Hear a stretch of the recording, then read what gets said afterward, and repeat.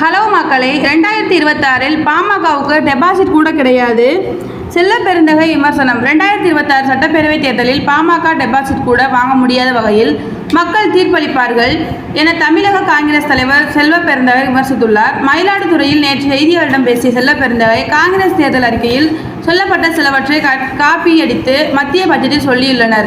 அருமையான தேர்தல் வாக்குறுதியை காங்கிரஸ் கொடுத்தது, அதை நாங்கள் பின்பற்றுகிறோம் என்று சொல்ல வேண்டும். பட்ஜெட்டில் தமிழகம் முழுமையாக புறக்கணிக்கப்பட்டுள்ளது. 2004 முதல் 2009 வரையிலான காங்கிரஸ் திமுக கூட்டணி ஆட்சி பொற்கால ஆட்சியாக இருந்தது. தகவல் அறியும் உரிமை சட்டம், கல்வி உரிமை சட்டம், உணவு உரிமை சட்டம் உள்ளிட்ட பல சட்டங்கள் கொண்டு வரப்பட்டன. இது குறித்தெல்லாம் சொல்லாமல் தமிழக பாஜக தலைவர் உண்மைக்கு புறம்பான பல செய்திகளை சொல்லி வருகிறார். அது கண்டிக்கத்தக்கது. பட்ஜெட்டில் தமிழகம் குறித்து சொல்லி இருக்க வேண்டுமானால் எங்களுக்கு 25 எம்பிக்களை கொண்டிருக்க வேண்டும் என பாமக தலைவர் அன்புமணி ராமதாஸ் சொல்கிறார்.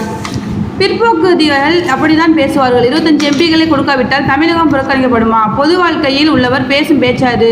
தமிழக மக்கள் கூர்ந்து கவனித்துக் கொண்டுள்ளனர். 2026 சட்டப்பேரவைத் தேர்தலில் பாமக டெபாசிட் கூட வாங்க முடியாத வகையில் மக்கள் தீர்ப்பளிப்பார்கள் என்றார். தேங்க்யூ.